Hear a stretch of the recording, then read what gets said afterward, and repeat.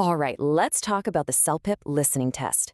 If you're getting ready for it, you know this is the one section that can really feel, well, just plain intimidating. Today, we're going to pull back the curtain on exactly why it's so tough and give you a super clear step-by-step system to conquer it. This quote just hits you right in the gut, doesn't it? It perfectly captures that feeling of panic. You get one shot. There's no rewind button, no can you say that again. It's that do-or-die pressure that makes your brain just freeze. And this is the real million-dollar question. I mean, think about it. In almost every other test you've ever taken, you can see the questions. Here, you're flying blind. So how on earth are you supposed to know what to listen for? Well, that's the puzzle we're going to solve today. Okay, let's get into it. Before we find the solution, we have to really understand the problem. And the problem is what I call the one listen challenge. The way this test is set up is unique.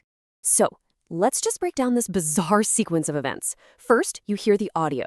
Just once, it finishes. Then, the answer options pop up on the screen. And only after all that do you finally hear the question you're supposed to answer. It feels backward, right? It's specifically designed to mess with you.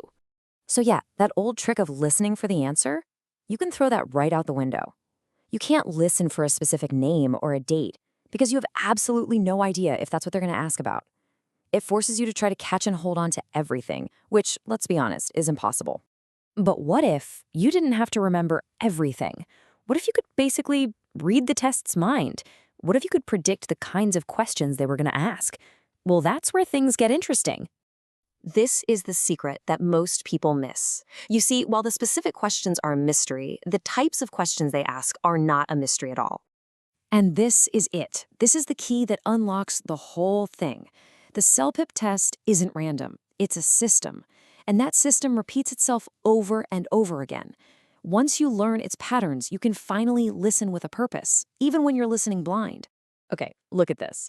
This table is basically your new cheat sheet. They almost always ask about these four things. The main point. That's usually right up front, in the first 20 seconds. Someone's opinion? Listen for words like, I feel or I think. The final decision? That's almost always tucked away in the last 30 seconds.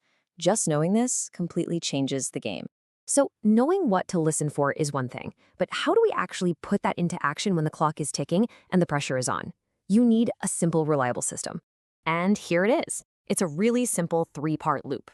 First, while the audio is playing, you're not trying to get everything. You're just trying to capture those predictable bits of info we just talked about. The topic, key details, the final say. Then, in that tiny 3 to 5 second pause after it ends, you just glance at your notes to lock it in your short-term memory. And finally, when the question plays, you're ready. You hear it, check your notes, and knock out the wrong answers. Now let's talk about that first step, capturing info. This all comes down to taking smart notes. And, this is probably the place where most people go wrong. You have to remember this golden rule, 80-20. Your number one job here is to listen. If your head is down and you're frantically trying to write down every single word, you're going to miss the next sentence and the one after that. So 80% of your focus should be on your ears and only about 20% on the pen. This is the mindset shift you have to make. You are not trying to write a perfect script of the conversation. Nope. All you're doing is scribbling down quick, short memory triggers, little breadcrumbs that will lead your brain back to the right answer a minute later. And you can see the difference right here. Look at the left side. Someone's trying to write in full sentences and they're already way behind. Now look at the right. Short, fast, uses symbols and abbreviations, MTG for meeting, a plus sign for increase. That's what we're talking about. Fast, efficient, and way more effective. Okay, so you've listened like a detective, you've taken some killer notes, you're feeling good. But CELPIP has one more nasty little trick up its sleeve, and it's designed to catch everybody off guard. Let me say that again, because it's really important. The correct answer choice will almost never use the exact same words that you heard in the audio. In fact, if you see an answer that's a word-for-word match, be suspicious. It's probably a trap. The test is checking if you understood the meaning, not just if you can match sounds. Here's a perfect example. In the audio, the speaker says, "I'm worried about the expense." Then you look at the answer choices, and the correct one says, the speaker is concerned about the cost. See what they did there? Worried became concerned. Expense became cost. Same idea, just wearing a different outfit.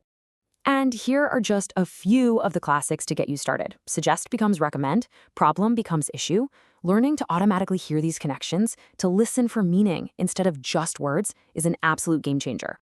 So when you put all of this together, predicting the questions, taking smart notes, spotting those paraphrasing traps, it all leads to one really powerful and honestly pretty encouraging final point. Just let that sink in for a second. This test isn't just about how big your vocabulary is or how perfect your grammar is. It's about your strategy. An advanced speaker who just wings it can easily get a lower score than an intermediate speaker who has a solid plan. This is really the whole thing in a nutshell. Stop worrying about being perfect. Start focusing on being prepared. When you learn the patterns and you practice the system, you're the one in control, not the test. And that brings us right back to where we started, but with a totally new way of looking at it. The test gives you one listen. But if you have a system, if you know what to listen for, is one listen really all you need?